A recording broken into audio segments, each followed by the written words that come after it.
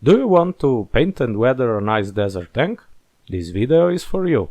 In this first part we will cover preparation, priming, airbrushing the base color, highlighting and chipping. All the steps will be well explained and there will be some tips and tricks for you. Are you ready? Let's dig into it.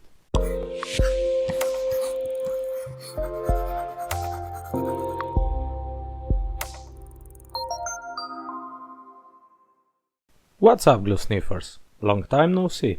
If you missed the building video, go and check it out. You will see what can be done with an old vintage Tamiya kit, some photo etched parts, 2-part epoxy putty and some Mr. Surfacer 500. It doesn't look like a toy anymore, don't you think? If you want good results, you should avoid touching the parts while painting. So, let's make some handles. Rubber wheels and idlers.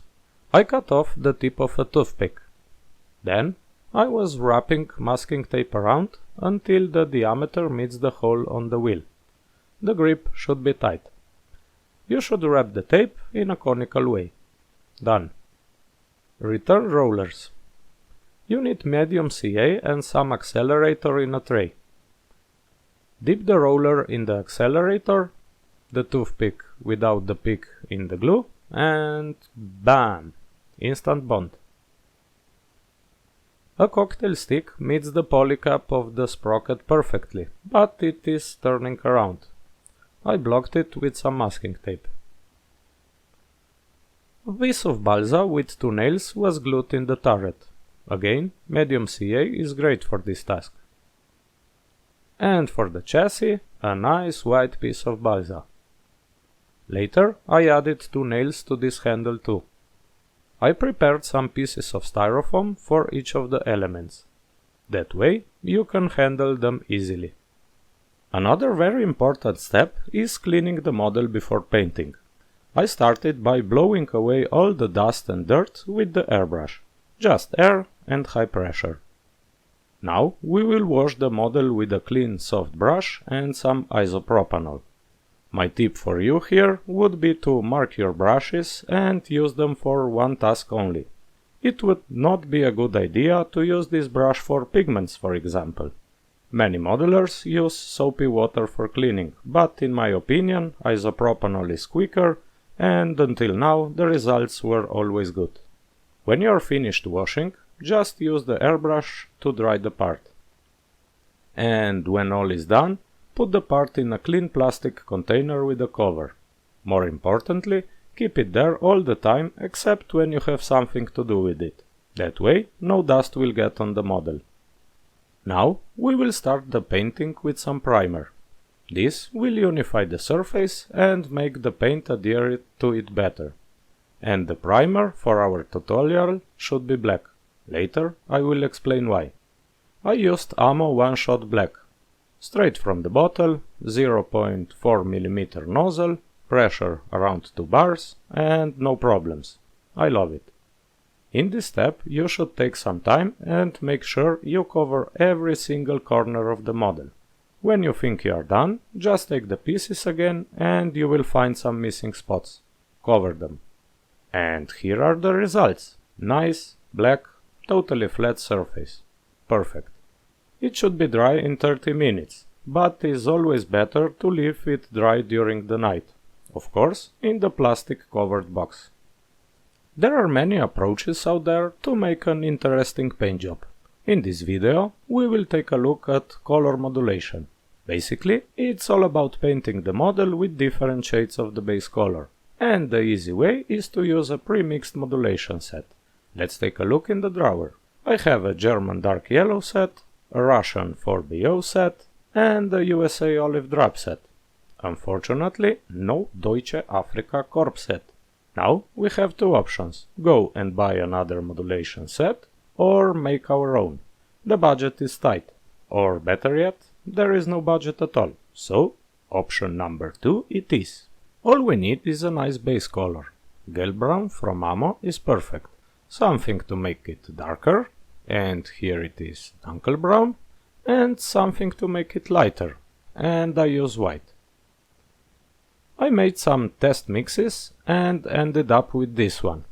I think I will skip the darkest mix and go with the other 4. If you want good results, you must shake the hell out of those paints. Many people ask me about my paint shaker, so here it is. Just a piece of cardboard tube from foot plastic foil with the bottom, glued to a saw blade, and some elastics to hold the bottle. Make sure to make the tube short enough to skip the paint coat on the bottle, otherwise you will end up cleaning it away. And here you go.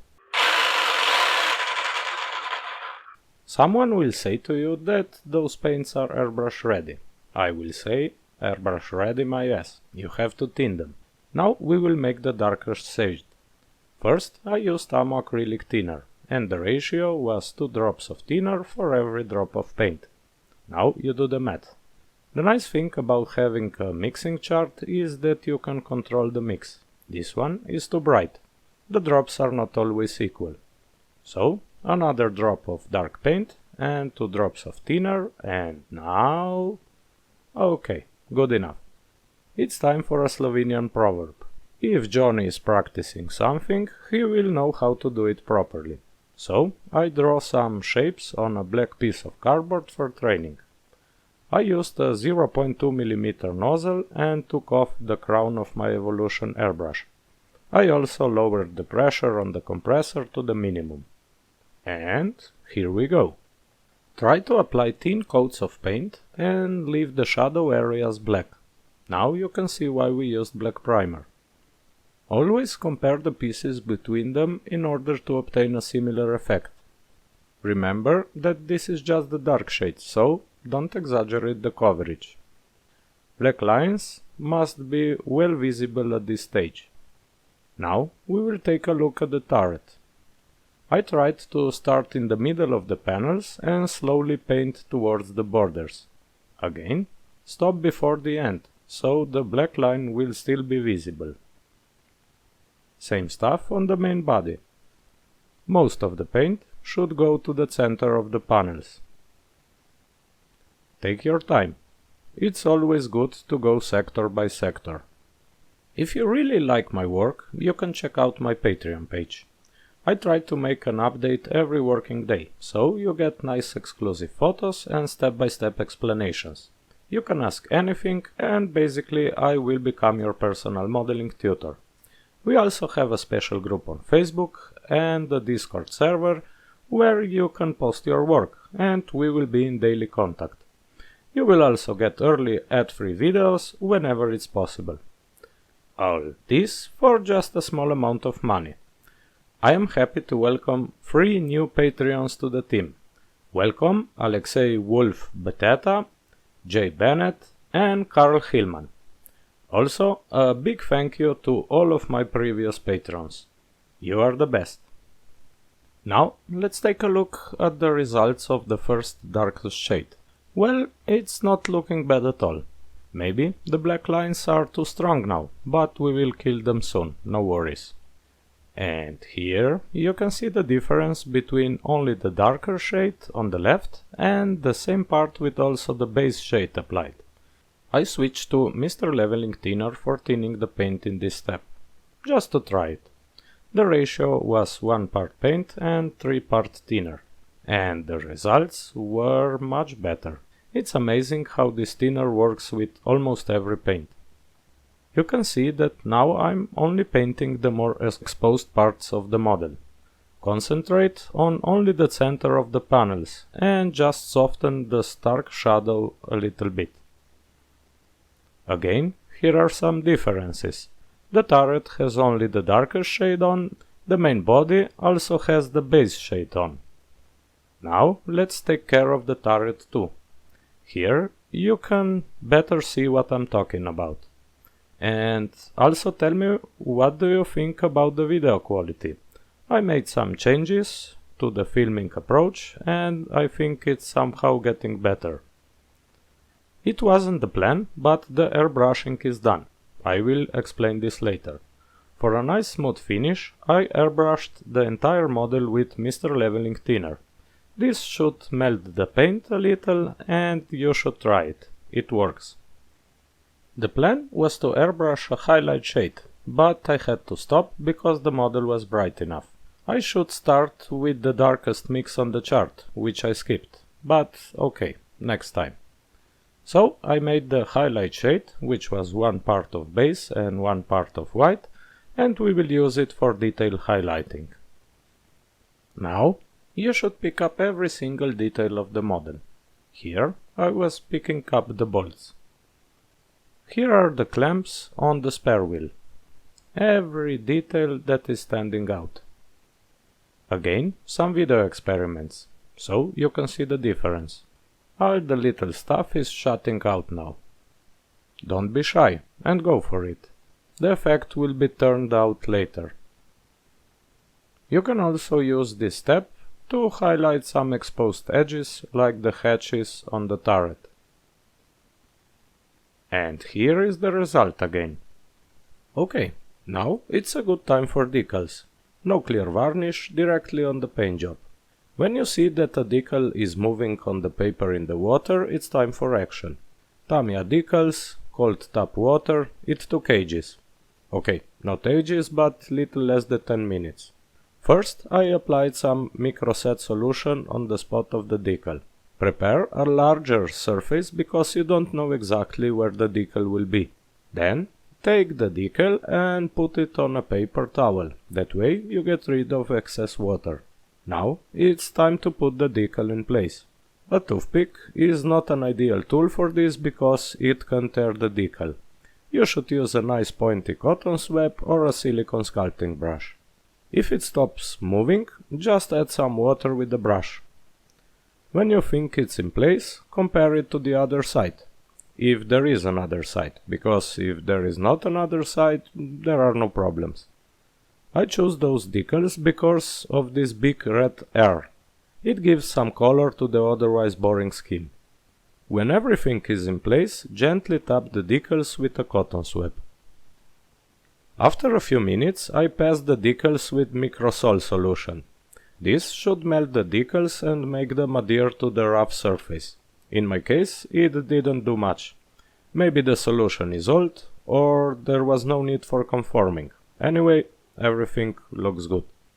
And here you can see the other decals. There are not many of them, and this is great, because I don't particularly like this task. Now we will start the chipping process with the sponge.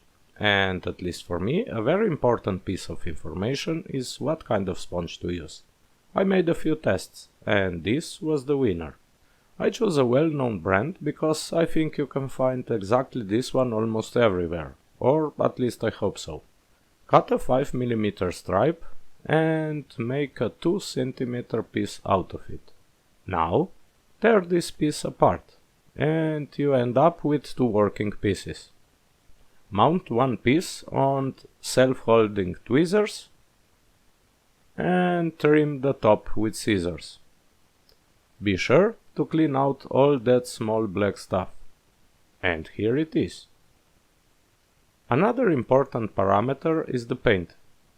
I went for a very light shade of the base color, 1 part base color with 4 part white. I had this paint drying retarder, which is a thick gel. I had to add a few drops of water. You can skip this retarder because it wasn't doing much, and if you don't use it, those AMO acrylics are thin enough for this task even without water. Now, some tests. The paint should be thick.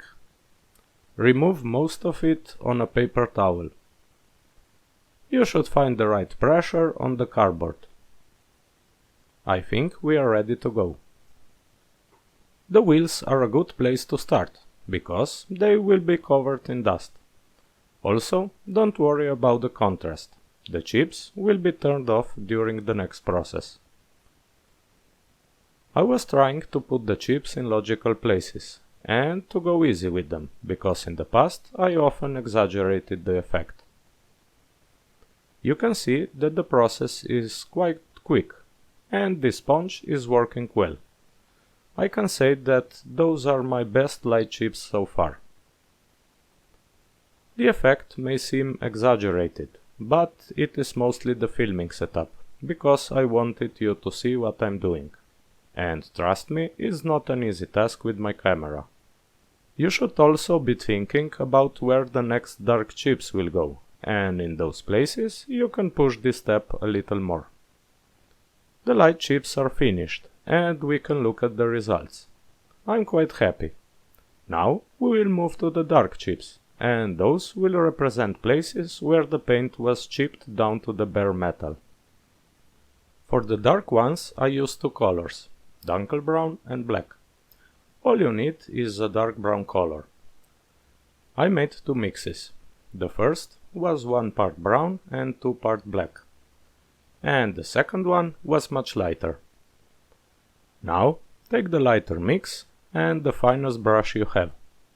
Try to put those dark chips into the biggest light chips. You need a steady hand and a really small pointy brush. Also, try to make those chips in a irregular shape. They will look much better that way.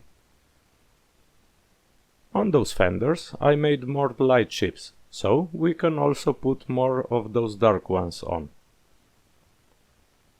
And to finish, you take the darker mix and put it only in the most damaged places. You can see it, but there is a difference, trust me. I can't stress it enough. Take your time and you will start to enjoy the process. It's one of those meditative states and, at least for me, it's cool. In this video we got to this point. I hope you find the tutorial useful, because if this is not a well explained step-by-step tutorial for you, I'm in real trouble. Now I must upload this video for my Patreons, because they have an early view ad-free version. In the meantime, I'm working on the second part, in which we will finish this little beast and get to the end. Anyway, thank you for watching, liking, subscribing, commenting, and also following me on Facebook and Instagram. Until the next one, stay healthy and put some glue on the styrene too. Bye.